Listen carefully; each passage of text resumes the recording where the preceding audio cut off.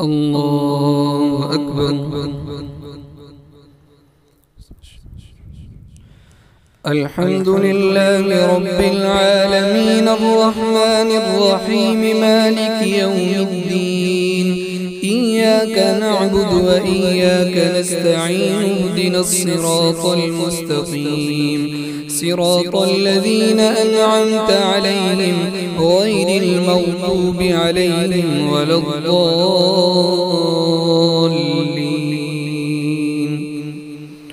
الرحمن علم القرآن خلق الإنسان علمه البيان الشمس والقمر بحسبان والنجم والشجر يسجدان والسماء رفعها ووضع الميزان ألا تطغوا في الميزان وأقيموا الوزن بالقسط ولا تخسروا الميزان والأرض وضعها للأنام فيها فاكهة والنخل ذات الأكمام والحب ذو العصف والريحان فبأي آلاء ربكما تكذبان خلق الإنسان من صلصال كالفخار وخلق الجان من مارج من نار فبأي آلاء ربكما تكذبان رب المشرقين ورب المغربين فبأي آلاء ربكما تكذبان مرج البحرين يلتقيان بينهما برزخ لا يبغيان فبأي آلاء ربكما تكذبان يخرج منهما اللؤلؤ والمرجان فبأي آلاء ربكما تكذبان وله الجوار المنشآت في البحر كالأعلام فبأي آلاء ربكما تكذبان كل من عليها فان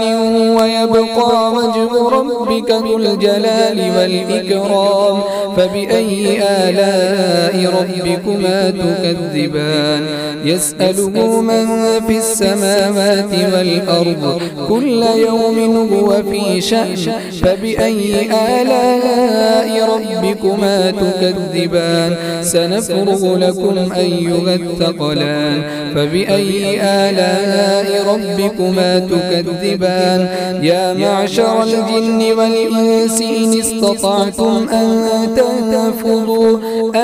تنفذوا من أقطار السماوات والأرض فانفذوا لا تنفذون إلا بسلطان فبأي آلاء ربكما تكذبان يرسل عليكما شواظ من نار ونحاس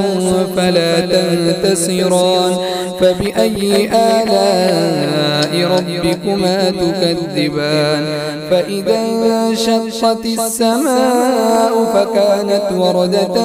كالدهان فبأي آلاء ربكما تكذبان فيومئذ لا يسأل عن ذنبه إنس ولا جان فبأي آلاء ربكما تكذبان يعرف المجرمون بسيماهم فيؤخذ بالنواصي والأقدام فبأي آلاء ربكما تكذبان هذه جهنم التي يكذب بها المجرمون يطوفون بينها وبين حميم آن فبأي آلاء ربكما تكذبان